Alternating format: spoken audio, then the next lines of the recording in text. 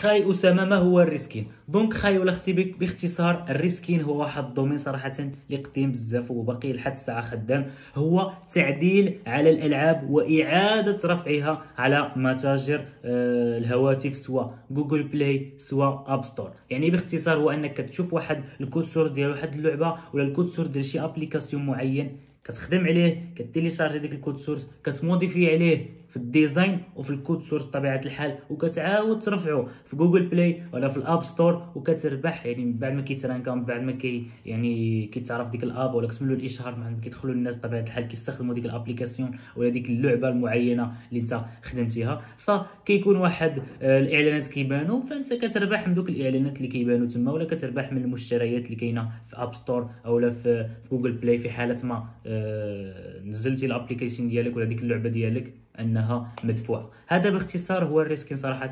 كل ما يحتاج منك هو بي سي، تكون كتقن الديزاين وتكون كتقن لغات البرمجه.